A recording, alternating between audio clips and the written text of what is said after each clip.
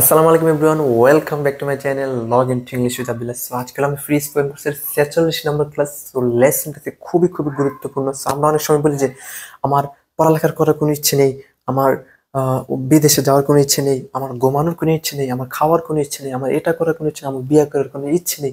So এগুলো আমরা বলি যে কোনো ইচ্ছে নেই, এগুলো জাস্ট আমরা বলতে পারি যে কি have has no intention of. Intention মানে হলো ইচ্ছা, ঠিক আছে। সো হ্যাভ আয়ের সাথে হ্যাভ হয়, আর হ্যাজ হবে থার্ড পারসন সিঙ্গুলার সাথে, ইট অথবা হি, সি, ঠিক আছে, এগুলোর সাথে অথবা নামের সাথে হবে, ঠিক আছে। So have has no intention of মানে কোনো ইচ্ছে নেই। আমি যদি বলি যে আমার পড়ালেখা করার কোনো ইচ্ছে নেই, তাহলে কি I have no intention of. পড়ালেখা করা কি ইংরেজি কি study. I have no study, STUDY, study. এখন এখানে একটা কারণ আছে, ঠিক আছে, এটা পরে বলবো। এখন যদি আমার ঘুমানোর কোনো ইচ্ছে নেই, তাহলে কি I have no intention of sleeping, ঠিক আছে, স্লিপ। আর আমি যদি বলি যে আমার লেখার কোনো ইচ্ছে নেই, I have no intention of write, আমার লেখার কোনো ইচ্ছে নেই। আমার আজকে কলেজে যাওয়ার কোনো ইচ্ছে নেই, তাহলে কি I have no intention of go, ঠিক আছে। I have no intention of go, আমার যাওয়ার কোনো ইচ্ছে নেই, আমার ভিডিও তৈরি করার কোনো ইচ্ছে নেই, আমার এটা করার, আমার বিয়ে করার কোনো ইচ্ছে নেই। আমার সঙ্গে বলি যে আমার বিয়ে করার কোনো ইচ্ছে নেই, তাহলে কি I have no intention of marry, MARRY, marry, ঠিক আছে। হয়েছে কিনা বানানটা সঠিক জানি না। আচ্ছা, এখন এখানে একটা ভুল আছে, ঠিক আছে। এখানে একটা ভুল আছে, ঠিক আছে, চারটা সেন্টেন্সেই ভুল আছে। এখন আপনি ভিডিওটা পজ করে দেখে ভুলটা ধরতে পারেন কিনা। যদি ভুলটা ধরতে পারেন তাহলে আপনি জিনিয়াস। এর আগেও আমি বলছি, ঠিক আছে, একটা কাহিনী প্রিপোজিশন নিয়ে, ঠিক আছে। ভুলটা হলো বাড়বে, এই চারটা বাড়বে ভুল, ঠিক আছে। সো আপনি দেখে ভুলটা ধরতে পারেন কিনা, ভিডিওটা পজ করেন। এখন আমি বলতেছি ভুল কোন জায়গায়। এই যে এই আল্লাহর বান্দাগুলা, আমরা কোনো কোনোগুলো দেখি যে কোনোটিতে থাকে যে to, have to, has to, to থাকে, কিন্তু কোনোগুলোতে দেখি অফ থাকে, মানে প্রিপোজিশন অফ, উইথ, ইন ইত্যাদি অনেক কিছু থাকতে পারে। তো টু বেশিরভাগ থাকে। তো টু এর পর আমি বলছি টু এর পর বারবো ওয়ান, যে স্টাডি স্টাডি হবে, রাইট রাইটই হবে। কিন্তু টু ছাড়া অন্য যত প্রিপোজিশন আছে কি হবে, আইএনজি হবে। যেমন কি এটা এখানে অফ আছে না, এটা কি প্রিপোজিশন, শেষ, জাস্ট কি আইএনজি, জাস্ট কি আইএনজি, সবগুলোর সাথে কি আইএনজি, সবগুলোর সাথে কি আইএনজি, ঠিক আছে। এখন এই যে যদি শেষে ভার্বের শেষে ই থাকে, তাহলে কি এটা বাদ যাবে, ঠিক আছে। মনে রাখতে হবে যদি আপনি আইএনজি করেন বা ভার্বের শেষে ই আছে, তাহলে কি এটা বাদ। এখানে WRIT রাইট, ঠিক আছে, তাই আমি এটা বাদ দিয়ে কি আইএনজি লিখতে আছে, একটু সাথে লিখি রাইটিং, ঠিক আছে। এখানে মনে হয় দুইটা টি হবে মেবি, হ্যাঁ।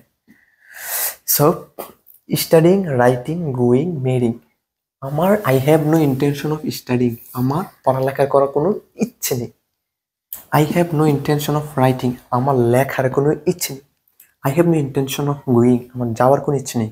Two the college, to the college মানে আমার কলেজে যাওয়ার কোনো ইচ্ছে নেই। I have no intention of marrying, আমার বিয়ে করার কোনো ইচ্ছে নেই। সো এবার আমরা বলতে হবে যে আমার এটা করার ইচ্ছে নেই, আমার এটা করার ইচ্ছে নেই, বললাম জাস্ট কি হ্যাভ নো ইন্টেনশন অফ। এখন যদি আমরা অতীতে বলি যে আমার এটা হলো কি I have no intention of studying, আমার পড়ালেখা করার কোনো ইচ্ছে নেই। এখন যদি বলি আমার পড়ালেখা করার কোনো ইচ্ছে ছিল না, আমার লেখার কোনো ইচ্ছে ছিল না, আমার কলেজে যাওয়ার কোনো ইচ্ছে ছিল না, ঠিক আছে, এখানে লাগাবেন অবজেক্ট।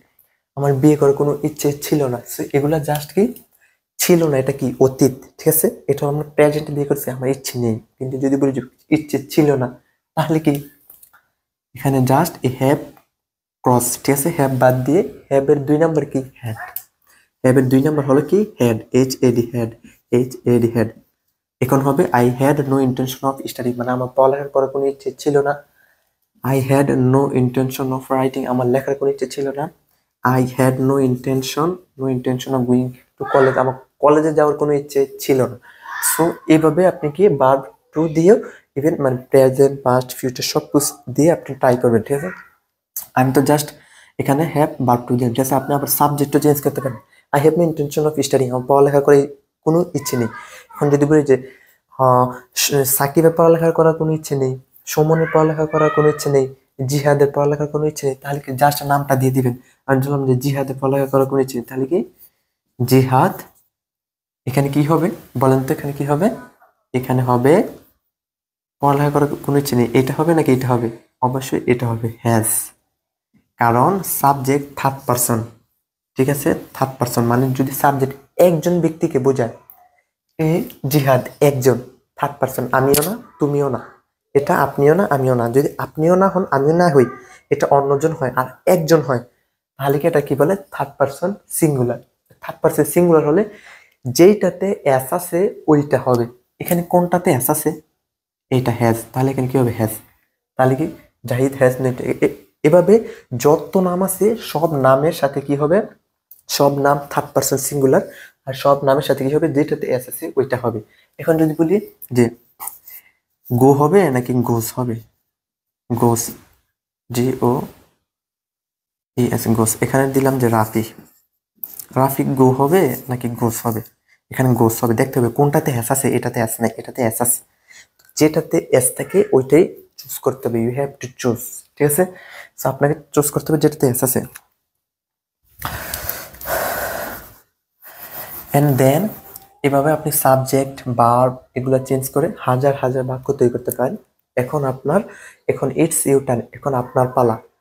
একটা কমেন্টে বাক্য লিখে যাবেন যে এটার মতো করে যে কোনো ভার্ব দিয়ে আপনি লিখে যাবেন, দেখবো যে আপনি পারেন কিনা, আর অবশ্যই কমেন্টে রিপ্লাই পাবেন। ঠিক আছে, সো ক্লাসটি আজকে কেমন লাগলো জানাবেন। আর সবাই, অনেকে সাবস্ক্রাইব করে না, এত বলার পর সাবস্ক্রাইব করে না। আপনাদের কাছ থেকে আমার জাস্ট একটাই চাওয়া যে সাবস্ক্রাইব সাবস্ক্রাইব। ঠিক আছে, এতে আমার অনুপ্রেরণা জাগে, নতুন নতুন ভিডিও নিয়ে আসার অনুপ্রেরণা জাগে। আমার মনে কাজ করে যে আমি এরপর থেকে কিভাবে একটা সুন্দর করে মজা করে কিভাবে বুঝালে তারা বুঝবে, কিভাবে বুঝালে ভিউয়ার্সরা বুঝতে পারবে, সেইভাবে আমি বিবেচনা করে করি। ঠিক আছে, এরপর আমি ভিডিও আপলোড করি, ভিডিও তৈরি করি। কিন্তু যদি সাবস্ক্রাইব না হয়, ভিউ না হয়, লাইক কমেন্ট শেয়ার না হয়, এতে মন মানসিকতা ভেঙে যায়। ঠিক আছে, সো আপনার লাইক কমেন্ট শেয়ার করে পাশে থাকবেন, আর সাবস্ক্রাইব করতে ভুলবেন না। সাবস্ক্রাইব অবশ্যই করবেন, আপনার কাছ থেকে একটাই চাও যে সাবস্ক্রাইব করবেন। ঠিক আছে, সাবস্ক্রাইব করতে কোনো টাকা লাগে না, কোনো কিছুই লাগে না। ঠিক আছে, সো জাস্ট এটা দিয়ে আমাকে উৎসাহ দিবেন, আমাকে সাপোর্ট দিবেন। ঠিক আছে, সো দেখা হবে নেক্সট ভিডিওতে। সো ওকে, আল্লাহ হাফেজ, আসসালামু আলাইকুম।